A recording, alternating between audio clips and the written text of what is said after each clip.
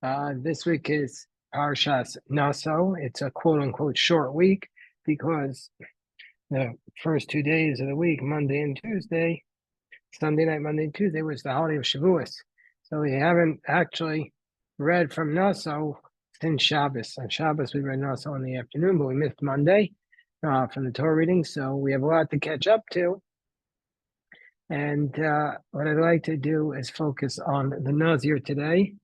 And I will first look at studying Parshas Nassoh, and I want to focus on the Nazir. So we'll start by reading the Psukim with the Rashi, and then we'll look at some of the Hasidic commentary on it to try to understand this concept of the Nazir. So it says about a Nazir. What is a Nazir? A Nazir is a person who has taken a vow not to drink wine or any grape product, or ingest any grape product, or come in contact with the dead, or cut his hair. And this is called the concept of a Nazir. There has famously been a couple of people who've taken on this vow of Nazirus since the time of the destruction of the temple, but it's exceedingly rare. So the verse says, chapter 6, verse 1, Israel, speak to the children of Israel, and you shall say to them, Isha, if there's a man or a woman, Kiafli Lindor, who will Kiafli Lindor Neder, Nazir Hashem. This is a difficult verse.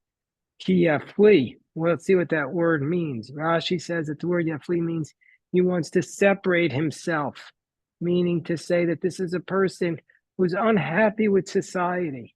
He doesn't like society. He thinks society is fair. He thinks society is not going to get him to the place he needs to get to in terms of his service to Hashem. And so he makes a vow. He takes a vow, and Dor Neder, he wants to take a vow, Nazir, to be a Nazir, Lahazir Hashem, to set himself apart to God. So the person is a Nazir, is somebody who wants to set himself apart from society because he feels in some ways lacking, and he wants to come closer to God. Why specifically does he become a Nazir? What's wrong with society? So Rashi quotes the Gemara in Sota that tells us what's the reason that this person becomes a Nazir. Rashi says, quoting the Gemara from Sota, because it's unusual. Why is this passage of the Nazir, which is about a vow, why is it not in the other passages of vows, which are really appearing at the end of the book of Bamidbar in chapter 30 in Parashas Matos, where we talk about the vows? Why is it appearing here much earlier? So why is the Torah placing it next to the passage of the Sota? Also, the Sota woman is a woman who unfortunately seems to be, hold on one second.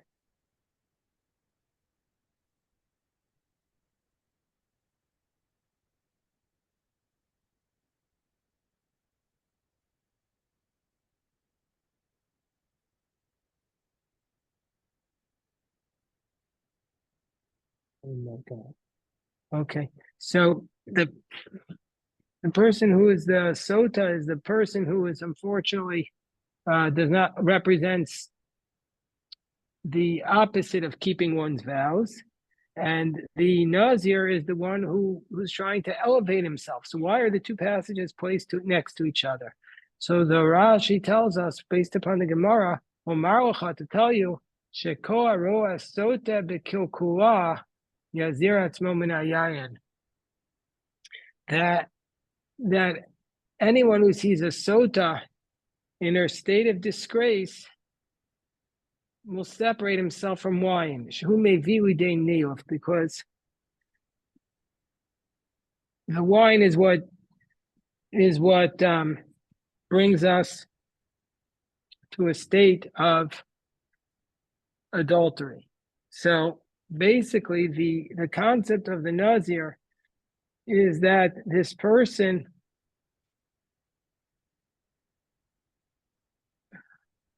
sees this woman who has committed this sin of adultery, and he's so horrified by it that he feels like the only way he can come close to God is to go in the opposite extreme. Oh my gosh. Yeah, let's stop this. Feels the only way he can come close to Hashem is by going in the opposite extreme. What's the opposite extreme? Setting himself away from wine. So the Nazir is a reaction to sin. It's a reaction to being unable to control himself through the normal spiritual, religious laws that God gives us. Those are working for this person. For a man or a woman, we know that the Nazir is a man or a woman. It's an isha, man or woman. The religion is not itself sufficient. He needs supererogatory behavior. He needs more severe, more stringent piety in order to come closer to Hashem. And so what does he do? He takes upon himself a vow to separate himself to God. The word Nazir means separation, because when you think about it, what is the Nazir but separate from society? What is a person who cannot drink wine? In those days, wine was the drink. You didn't drink water because the water was often made you sick. And so really, what did they drink? They drank mostly wine. Well, what else could they drink? They could drink milk, and it was fermented milk, but everything else is really primarily it would be wine or a shechar, but wine was the most common drink. And so therefore he's not able to basically socialize with people because he can't drink wine. And also he's a person who doesn't cut their hair. This is a person who's unkempt. He's not a person who's groomed. He's not somebody who's going to be with other people. And also in addition to that, he can't come in contact with the dead. So he can't do basic funeral, he can't attend the funerals. He can't be a full functioning member of society. He's a person who separates himself away from society. But he's doing this la zir Hashem. Rashi says la avdil atzmo min hayayin l'shem shemayim. He's doing it for the sake of heaven, meaning to say, he's doing it as a way of servicing God. So this is his intent in doing this is unquestionably good. Whether it's the right approach is a classic dispute between the commentaries. Going back to the time of the Talmud, it's a classic dispute. But the intent is certainly pure. The intent is for sure to serve Hashem in the proper way. The question is, does he do that? So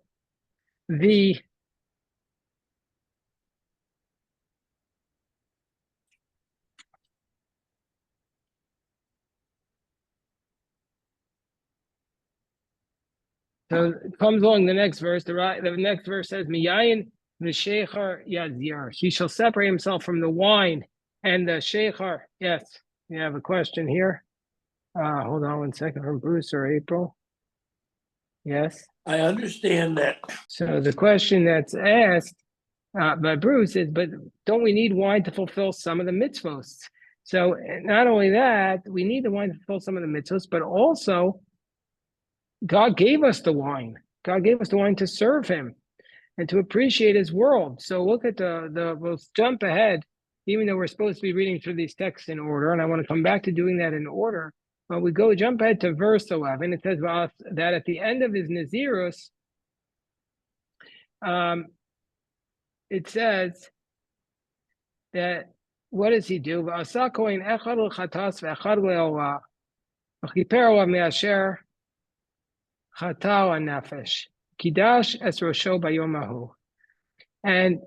the Kohen shall make that. Basically, we're talking about a case where he became Tameh suddenly and like accidentally, and so then he has to bring sacrifices, and he should bring these two birds, says the verse, one for a sin offering and one for an olah offering. And this will give him atonement because he made a sin regarding his soul. And he shall sanctify his head on that day. What does that mean? This is the question that Bruce was raising. Me'asher chata'u nefesh, that he sinned regarding his soul. Why has he sinned here? So Rashi records, basically, there's a dispute here. The first approach that Rashi shares is that he should have been more careful not to have come in contact with the dead. as Rashi says, Shaloni sar mitumat hamet. He should have been more careful not to come in contact with the dead, and therefore he has to bring the sin offering. That's the first answer that Rashi gives. But then Rashi quotes a second answer from Nazir 19a, and this is the position of Rabbi Eliezer HaKapar, who says, Shetzir atzmo min hayayin. He's bringing the sin offering not because he should have protected himself better from coming in contact with the dead, but because he never should have abstained from wine in the first place. Meaning to say,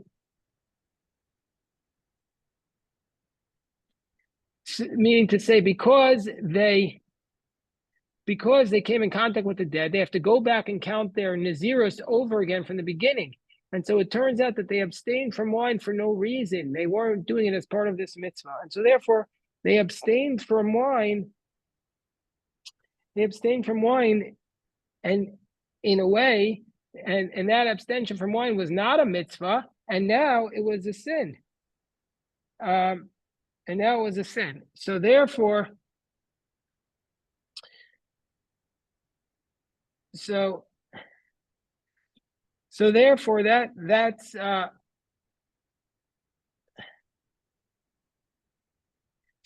that's basically what's going on here. That Rashi is saying that according to Rabbi Eliezer HaKapar, the sin was that he should not have abstained from wine in the first place.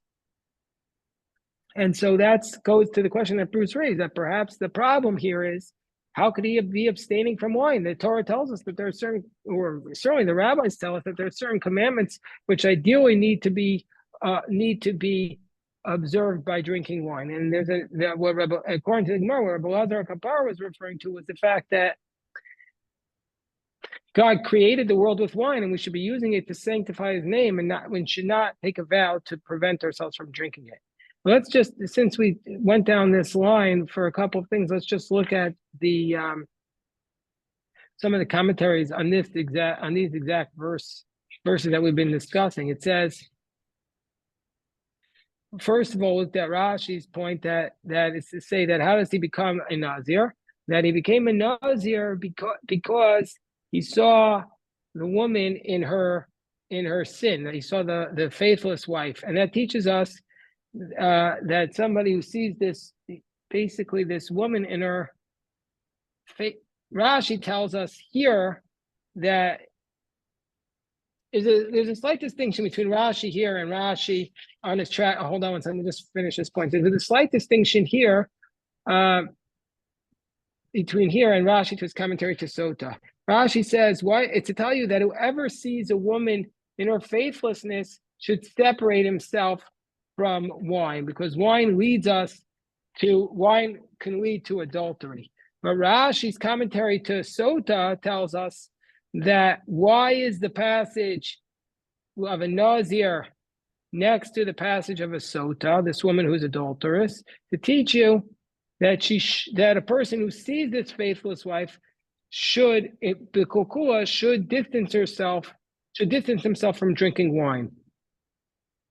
So the commentaries on this Rashi explain that both of these actions run counter to reason and human nature. Being a faithless wife and abstaining from wine, this abstinence and adultery are both running contrary to human nature and to reason. And so Rashi's pointing out that as long as there are people in the world whose immoral conduct is contrary to reason and to custom, then we need to balance out the world, so to speak, by having people who go to the other extreme and are saintly in their behavior, and go to the other extreme by putting extra safeguards on their behavior. And by doing that, then we have a balance to the world. So as long as there are people who are decadent, we need more people who are extra pious in order to balance out the world. Hold on, I want to just pause for a second because I see we have a question. Just resume that. Okay, so we had said that Rashi says, what's the reason why he has to bring the sin offering? That's what we were talking about. That goes back to the question that Bruce raised. in chapter 6, verse 11. So Rashi offered two explanations. One is because he wasn't careful enough in protecting himself from coming in contact with the dead. And the second answer was because he denied himself from the wine. This is what Rebbe Lazar HaKapara says, because he abstained from the wine. So the Kli Yakar asked the question, which I kind of alluded to before, but it's the obvious question. This case of where he's called a sinner is about somebody who accidentally came in contact with the dead. So why is he called a sinner when all the Nazirites are actually abstaining from the wine? So why is it only the one who accidentally came in contact from the dead called a sinner because he abstained from wine, when he would be abstaining from wine even if he didn't come in contact with the dead? So that's the question that people wrestle with on this Rashi. And so the Kli Yakar says as follows, that the Kli Yakar says like this. He says, basically, abstaining from the wine in order to be a Nazir, according to Kli Yakar, is not a sin. It's not a sin to keep away from physical pleasures on this earth. But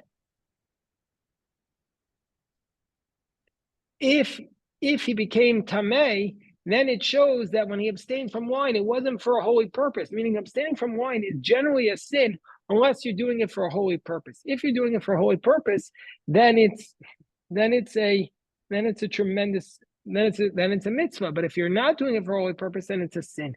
So once you became Tameh, then it demonstrates that all your previous days are considered void, and it's like you didn't keep any days of holiness, and all you did was just not drink wine. So then you turned those days of not drinking wine from a mitzvah into a sin, and that's the point here, and that's why the whole concept of the Nazir is like it's like on a razor's edge. That if you do it 100% perfectly, then it's a tremendous mitzvah. But if you mess up even slightly, if you just go a little bit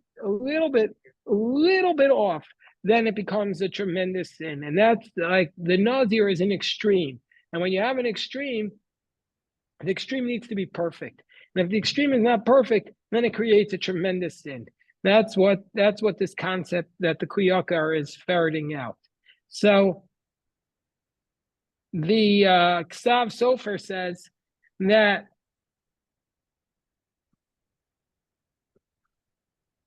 it says in this context, a similar idea is that somebody who sits and fasts, meaning somebody who fasts longer than the law requires, is considered to be a sinner.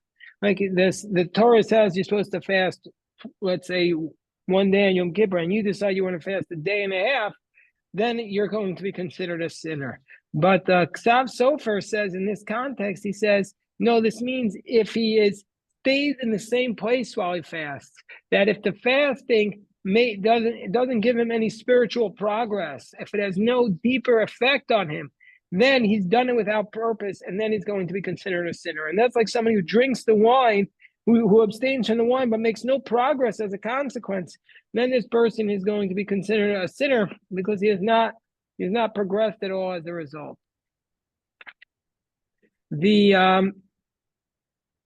Okay, so let's go back. Let's go through the verses in order so that everybody is aware, so we're not jumping around. I just was jumping around because of this, because of that question that came, which was an appropriate question. But now let's go back and just make sure we clarify the laws of the Nazir. It says chapter 6, verse 3. It says, Yain v'shechar yazir. So Yain v'shechar, wine, Yain is wine. Shechar is usually an alcoholic beverage, but not necessarily wine. But in this context, the Talmud tells us and Rashi tells us that the shechar here refers to a type of wine. That it means that we're referring to mechamar chadat vatik, wine new and aged. So aged wine is called yayin mishaker kishu yashem. When the wine ages, it becomes intoxicating. So whether it's grape juice, as was asked, or whether it's older wine, which makes you drunk, either way, it's going to be prohibited. Chometz yayin chometz shecher lo yishteh. And if it is the vinegar of the wine or the vinegar of the hard wine, he can't drink. Or anything which the grapes have been steeped in. Let's say you take a piece of bread and you steep the bread in the wine, and then you try to eat that bread. That's also going to be prohibited. So all of this, that's the case. Rashi says of a Nazir who soaked his bread in wine. All this is going to be prohibited, even though you're not going to. I mean, you have to eat a lot of bread that's soaked in wine in order to get drunk. But the whole idea is that it's any grape product is prohibited. You can't eat the fresh or the dried grapes. You cannot eat. Says the next verse, Kol Yemei Nizro, all the days of his Nizirut, Mikol Asher Yaseh, Migefen Hayayin, anything that comes from wine grapes, Mechar Tzarnim V'Adzag, from the seeds, the Chartzanim, Rashi says, are the Garinin, from the seeds until the skin. All of these things are going to be prohibited. Anything from the skin to the seeds to the skin, he cannot eat. And now Koyim Neder Nizro, and all the days of his Nizirus, all the days that he took this vow, and we say that we've discussed it several times in the Daf Yomi recently that the border on baseline vow of a Nazir is 30 days, but you could make your vow for much longer. So all the days of his Nizirus, he's not allowed to bring a razor onto his head until he completes the days of the Nazirus to God. Kadoshi, it shall be holy. Gadel peras arosho, the growth of hair on his head shall grow. So let's see what Rashi says this means. His hair shall be holy by growing the growth of the hair of his head. So he has to grow the hair of his head, and obviously let's talk about the most famous Nazir in the Bible is Samson. He believed his power came from his hair, but the other famous Nazirite in the Bible was Shmuel the prophet, but he's not exactly a Nazir, but his mother dedicated and consecrated him to God. And these are the most famous examples of people who were consecrated to God even from before birth. Samson was from before birth, and Samuel also in that sense. And then the verse states, so now we come to the third restriction of the Nazirite, that he's not allowed, all the days of his Nazirus, he's not allowed to come in contact with the dead. Now, the Kohen Gadol, the Kohanim, even though they're not allowed to come in contact with the dead, we see this at the beginning of Parshas Emor, they're allowed to come in contact with the 7 relatives. We're allowed to come in contact with when they're God forbid, their father, mother, brother, sisters, brother, son, daughter, and wife die, then they're allowed to come in contact. But the Nazir can't even come in contact with those people. In that case, in that sense, the Nazir is like the high priest. It says, to his father, to his mother, to his brother, to his sister, he's not allowed to come in contact with them in their death, because the crown of his God is upon his head. I want to point out here that, I'll just read the next verse. Kol Yemei Nizro Kardoshu Hashem. All the days of his Nazirus, he is holy to God. What the Nazir is in effect doing, what this verse makes clear, is that that he's putting a crown on his head. The Kohen Gadol also puts a crown on his head. The Kohen Gadol wears the tzitz. The tzitz is called the crown of God, and on this tzitz is written holy to God. So what the Nazir in its essence doing is the Nazir is a regular Israelite. He's a non-Kohen, but he says, I want to be a Kohen. He says, I want to be a Kohen. And he's allowed to. He's capable of becoming a Kohen. So even though our faith teaches us that there's you have to know your station in life, you have to know your order, that there is a Kohen and the Israelite is not a Kohen, and only the Kohen can serve in the temple. But an Israelite can become like a Kohen. He can become holy like a Kohen. Let's look through these things. How can he become holy like a Kohen? One, the Kohen is not allowed to come in contact with the dead. The Nazirite can say, I am like the Kohen. The Kohen is not allowed to serve God after he drinks wine. It says that in the Torah as well, in Parashat Shemini. So the Nazirite can say, I'm also like the Kohen in that I'm not drinking wine. And since I'm serving God all the time, not just when I'm in the temple, I'm like the Kohen in that I will never drink wine. And then the third aspect is that the Kohen has to grow his hair long. So this is the Nazir must grow his hair long. And this is the opposite of the Kohen, because the Kohen must always keep his hair short and never let his hair grow long. So this is the distinguishing factor, and so therefore that's the major distinction. But here too, we could say that the Nazir, when he ends his Nazirus, has to shave off all of his hair. In that sense, he's the opposite of the Kohen on that one aspect. But the rest of it, we see examples of where the Nazir comes along and acts like the Kohen. And so come to verse 9. And well, let's say somebody dies upon him suddenly. This is an accident or unintentional through negligence. And then v'timei rosh nizro, and he becomes impure. V'gilach rosho b'yom tarato. So then he goes through a purification process of 7 days, and then on the 7th day he shall shave his hair. So what happens? That on the day that the Kohen, this Nazir, gets the ashes of the red heifer sprinkled upon him, he's supposed to shave all of the hair off his body. All the hair off his body.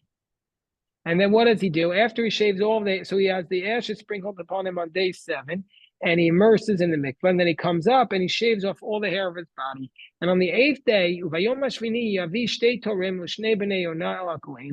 8th day, he brings these 2 birds, these 2 doves, turtle doves or young doves, to the Kohen, al petach ol moed. He brings them to the entrance to the tent. And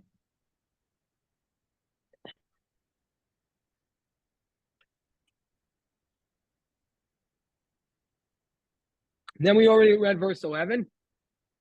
And the Kohen brings one of those birds for a sin offering and one for an oil offering, and then he has achieved atonement. But he still has to go back, complete his days of Nazirus. The zero Hashem at Yemei Israel. So he has to go back. He has to restart the count from the beginning. Maybe, and then at the end of his Nazirus, he has to bring a sheep that's under a year old as an Asham. And then Vayamim Harishonim Yiplu Kitamein Israel. And then the first days shall fall aside for his status as of a Nazir has been made impure. Meaning to say his first days that he counted do not count. They don't count. And now the verse tells us, verse 13. This is a very important verse, which I want to spend some time focusing on. It's actually chapter 6, verse 13. So it's 6:13. Of course, of great significance. V'zos Toras HaNazir. This is the law of the Nazirite. B'yom Mu'ot Yemein Israel. On the days he completes his Nazirus, Yavio So al Pesach al Moed. So now, up until now, we've seen what happened if his days became prematurely, if he accidentally became ritually impure. But now we're going to talk about, let's say he didn't become accidentally impure, but he completed his Nazirus vow. So what's the purification process? How does he end his Nazirus? And since we're not able to do this today, you have a big problem. And this is why nobody can become really a Nazir anymore today, because you can't properly complete the Nazirus. You'll be a Nazir for life. So this is the way of the Nazir. On the day he completes his Nazirus vow, he shall come to the entrance to the tent. Look at what Rashi says. He shall bring himself. Yavi atzmo. He shall bring himself. And Rashi says this is one of the 3 instances of the form of the word et that Rabbi Yishmael would expound. So basically, the word yavi oto means yavi et atzmo. He should bring himself. So what's the significance here? The Meshech Chochmah explains like this. The Meshech Chochmah, Rameir Simcha Cohen of Dvinsk, who died in the early 20s, he says like this. He says it means, if you want to say that the Nazir should come by himself, why should the wording of the text be Yavi Oto? He shall bring him. Meaning to say that the actual text does not accord with what Rashi says. Yavi Oto, means somebody else should bring him. But Rashi says it means he shall bring himself. So this is a problem.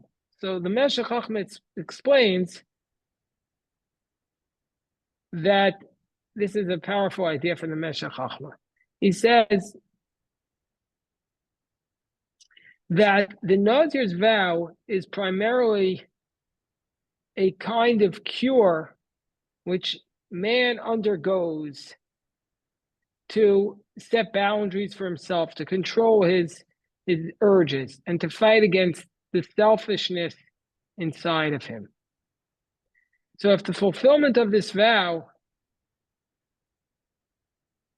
has taught the individual to view his own concerns with the same objectivity as he would look upon those of another person, then it served its purpose. So that's why it says, this is such a powerful idea. It says, Yavi oso, he shall bring him. But it's talking about himself. Meaning to say, if at the end of the Nazir vow, you're supposed to be able to view others like you would be viewing yourself, and view yourself with the detached objectivity as the same way you would view others. And so therefore, if you are able to achieve that level of objectivity, then the vow of Nazirus has served its purpose. Otherwise, it has not. This is the whole concept of the Avio. So what a powerful idea. We had these beautiful shiurim on Shavuos night, and some of the students who come every day, one of them gave a shiur on Shavuos night, and he gave a discussion about Lashon Hara. I don't know. I don't think anybody here was there then, but he said in this concept of Lashon Hara, he said, he taught the sources. He taught the sources about you're not supposed to gossip about others, but then he said something which is one of the most powerful things I've ever heard about Lashon Hara. He said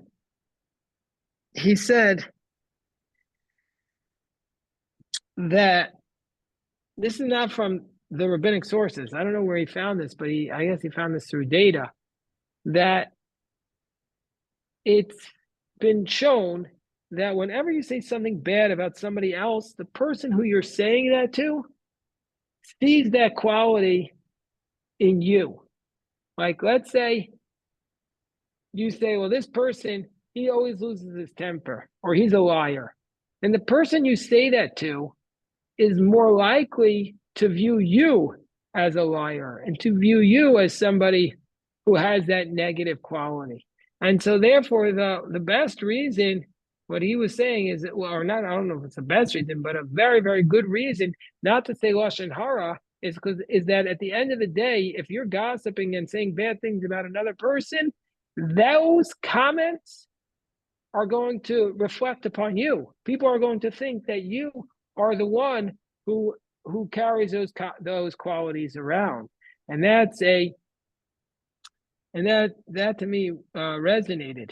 Then somebody there who was a political figure said, and he had been in government and politics, he said, yeah, it's always shown that when you do negative ads, they reflect upon you. People associate you with that negativity. And so this is the idea here. It says that when he completes the days of his Nazirus, he should bring him. He's really bringing himself. But the question is, has he gone beyond that point where he just views himself and doesn't see the other, or is he able to view himself with objectivity and view the others as though he were viewing himself, and therefore view the others more charitably? That's the concept. That's the concept of the Nazir. That's what he's supposed to have achieved at the end of his period of Nazirus. Okay, then the verse says, "V'krivas karbono Hashem," and he shall bring his offering to God. And so this is at the end of his days of Nazirus. What does he bring? He brings a keves. He brings a sheep that's one within this first year, one for an olah, and then a female sheep for a sin offering, and a ram for a shlamim. So he's supposed to bring a baby lamb, a female baby lamb, and then a male ram. So these three animals, the sal matzos, and then a basket of matzah. of soas chalos, of of fine flour that are loaves made of fine flour, belos bashem, and mixed with oil, and also rikike matzos, thin matzos that are smeared with oil, meshuchem b'shemen, uminchasam b'niskehem, and their meal offerings and their libations. Meaning to say that the ola and the shlomim that were brought, and that he also has to bring meal offerings associated with them. And then it states, verse 16, V'kriva kohen l'fnei Hashem, and the Kohen shall offer them before God. He should make his sin offering and his olah offering. And then the ram, what does he do with the ram? Yeah, it says, Zevach Shlomim Hashem. He shall make the ram into a peace offering, a Shlomim offering before God. Al Sala Matzos, on the basket of the loaves of bread. V'asa Kohen es min chasoves nisko. So, and then the Kohen shall bring the meal offering and the libation. So, again, after his period of Nazirus, what does he do? He brings these three sacrifices, the two sheep and the ram, and they are for the olah, the shlomim, and the sin offerings. And he has to bring the shlomim with the libations, and the olah with the libations. And then after he does that, what does he do? After he does that, what should he do? He should do V'gilach HaNazir. He should shave all the hair off of his. He shall shave his head. Petach Ol Moed, at the entrance of the tent, at Rosh Nizro, the head of the Nazarite. V'lakach Asar Rosh Nizro, and he should take the hair from his head.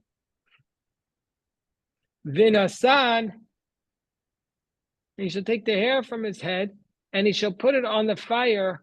Asher tachas zevach hashlamim. That's under the peace offering. So he's supposed to take all the hair from his head, shave the hair off of his head, and then put it on the fire that is under the pot that the shlamim is cooking. So Rashi clarifies, how does this ritual take place? You might think he shaves his head in the courtyard of the temple. No, but that would be disgraceful. So what does it mean? After the slaughter of the peace offering, where it states that the peace offering has to be brought in the entrance of the tent, after that he shaves his hair. But he doesn't shave his hair in the courtyard of the temple. But then he brings his hair in and he puts it under the pot, under the kettle in which he's cooking. And so that's where his hair is supposed to cook. His hair is cooking in that specific place. And he's burning his hair in that case. The Talmud tells a story of why the hair specifically was burnt. It tells the story of a Nazir who came, and when he came to the temple, he said, why are you a Nazir? And he said, because I looked at myself in the river and I saw my reflection, and I was so excited by how good I looked that I decided that I needed to be a Nazir. And so, and that's one of the reasons why that was considered an acceptable reason to become a Nazir. That was considered an acceptable reason to be a Nazir. So,